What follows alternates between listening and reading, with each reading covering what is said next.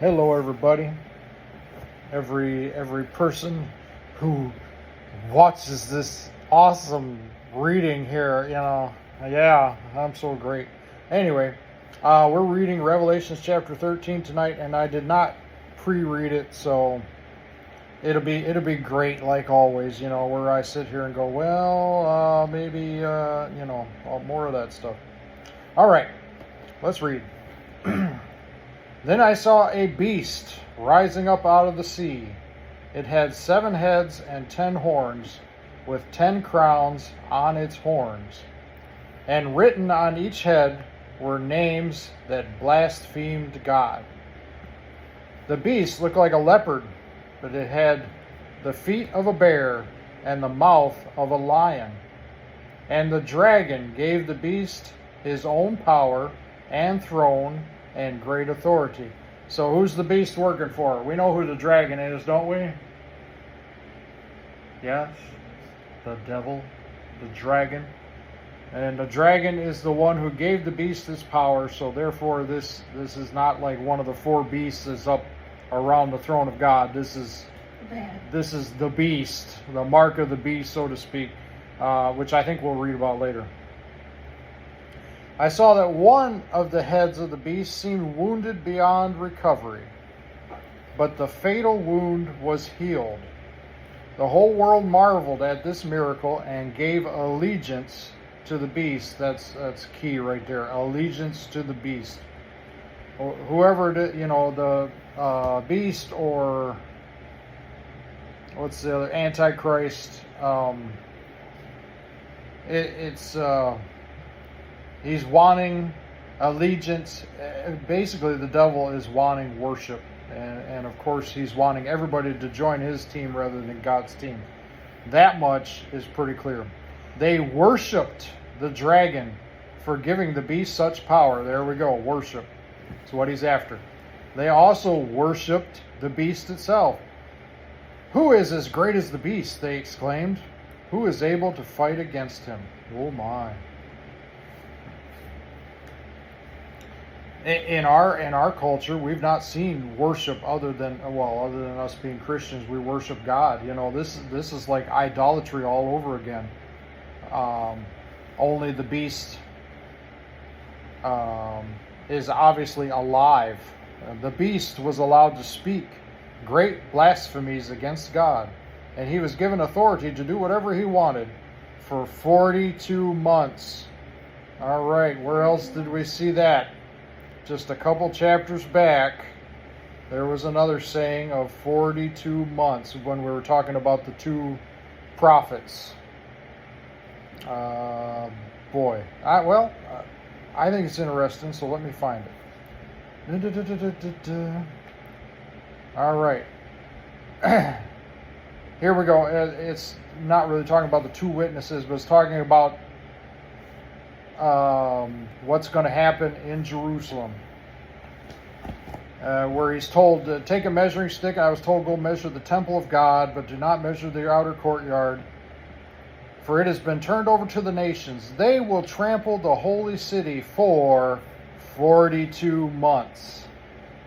All right, and then it says, I will give power to my 2 witnesses, and they will be clothed in burlap and prophesy during those 1,260 days. All right, so 42 months.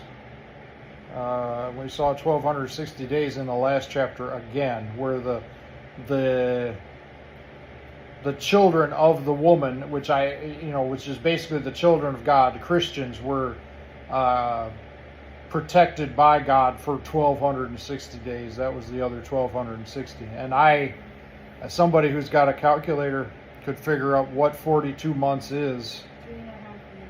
I mean, how many days is it, I wonder, if it's 1,260 days? I mean, every month's a little different, but I guess you could do 30, average of 30.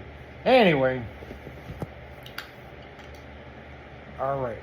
I done lost my chapter and everything. Okay, the fatal wound. Who's as great as the beast? Then the beast was allowed to speak great blasphemies against God. We're in verse 5. And he was given authority.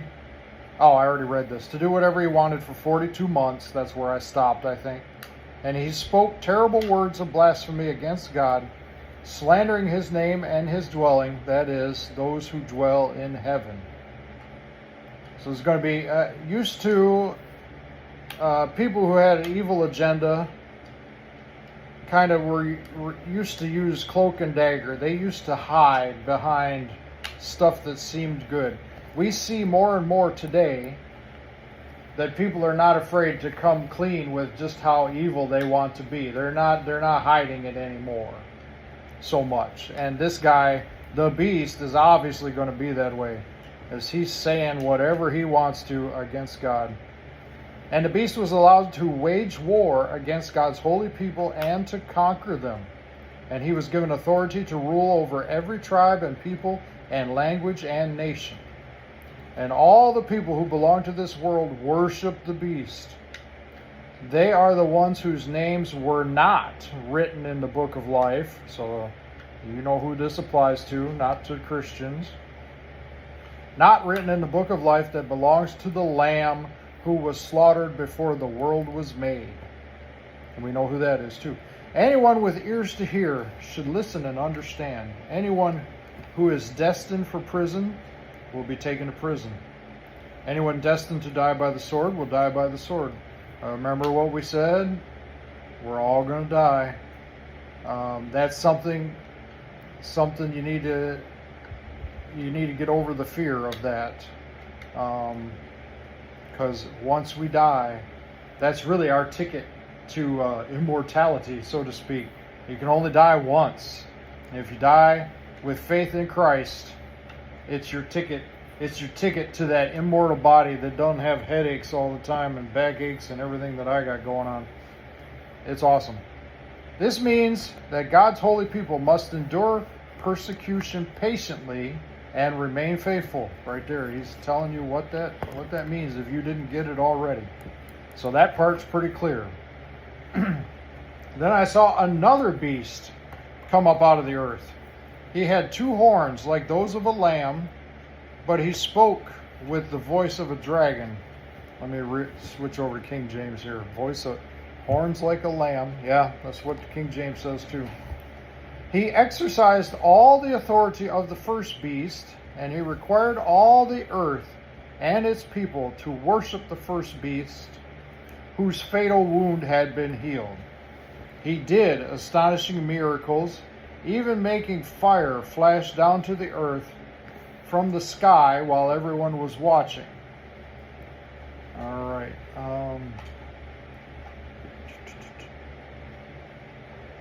They said all the power, and behold, another beast. Okay, I'm just checking King James that they are in agreement, just in case I can give more clarity by switching.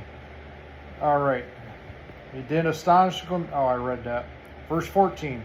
And with all the miracles he was allowed to perform on behalf of the first beast, he deceived all the people who belong to this world. And there's the key right there. Who belong to this world. We are not of this world. We have to play that song by Petra there. Not of this world. All right. He ordered the people to make a great statue of the first beast. Oh, here we go with idol worship. Who was fatally wounded and then came back to life. Sounds like Nebuchadnezzar. We'll make a statue.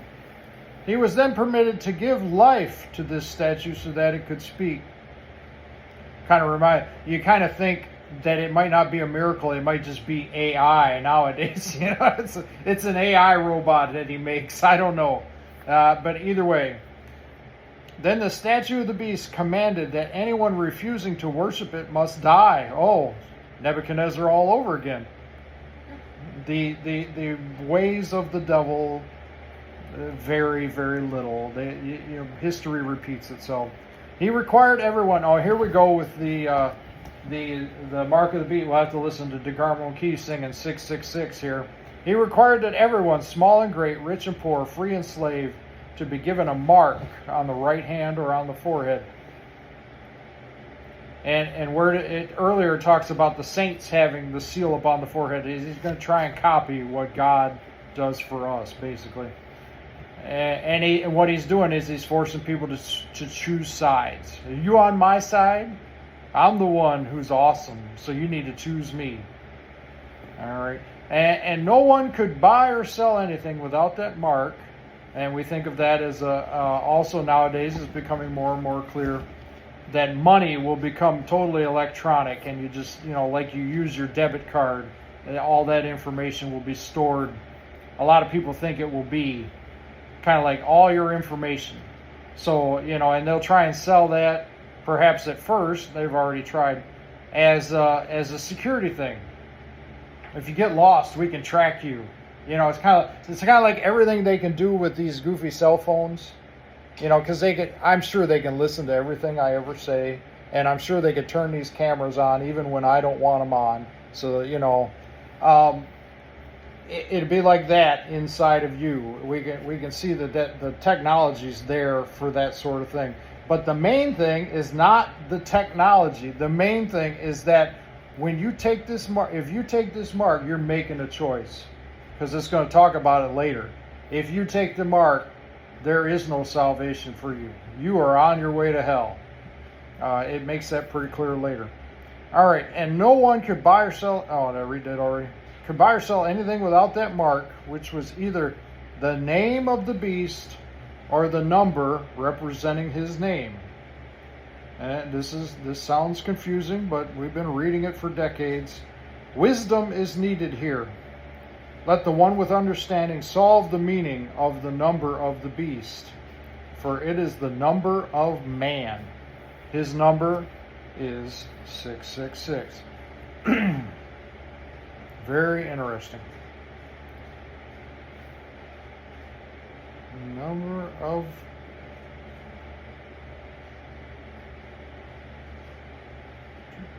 and that is the end of that chapter. Very interesting chapter. Some of the everybody since I was a kid, 666, it's always been talked about. What does it mean exactly? And instead of worrying about stuff we don't know, we do know everything we need to know. I mean, even without, we can ask God to help us solve the meaning of the number of the beast if there's any more revelation to be gotten. But we know, based on this, why don't you come over here and at least act like you're listening, please? We know from this what we need to know. That things are going to get tough. This means God's holy people must endure persecution patiently and remain faithful. That's what we got to do. And we know who's going to worship the beasts. It's going to be the people who are not written in the book of life. So it's going to be a time where choosing sides it's going to be very clear whose side you are on, and the devil is going to do his best to make it difficult for us during that time, and it's going to make getting that mark seem very just get that mark, but we will read later that you're buying your ticket to go spend eternity with the devil if you take that mark. So in my mind, it's when it comes. I need to be drinking this stuff that Mom made for me. When it comes, it's going to be clear. It's clear whose side he's on because of the blasphemies coming out of his mouth, blaspheming God. It's going to be, in my opinion, there's no sneakiness about it. You're not going to take the mark accidentally. Is this the mark or isn't this the mark? It's going to be clear as can be based on the blasphemies that he's going to make, which is all talked about before this mark comes, that if you take that mark, you're pledging allegiance to him. And if he's blaspheming God, nobody who believes in God is going to want anything to do with him. So it's going to be in my mind, a choosing of sides. It's going to be clear. There's some people worry, oh, am I going to take the mark if am I going to go to the hospital for something, they're going to give me the mark and I'm not even going to know it, because you worry about that. What are they doing to me while I'm in the hospital if I'm knocked out? It is going to be, in my mind anyway, it's a choice. It's a choice that you're going to make. It's not something they're going to pull over on you. It's going to be clear as can be what it's about, in my mind, and I hope I'm right. Okay. So let's all pray for wisdom on this topic as we go through here, and as there's so much when it talks about Babylon and the prostitute in the next coming chapters. There's a lot of ideas as to what exactly he's talking about. Is he talking about a specific city, a specific country? Is he talking about where Babylon was, which would be like Iraq, I believe? Or is he talking about Babylon in the sense of just the evil world system, which could apply to so many areas in the world? Don't really know, but all that's to come. And let's pray for wisdom and help in figuring all this out and studying it as best we can. All right, have a good night. We love you all.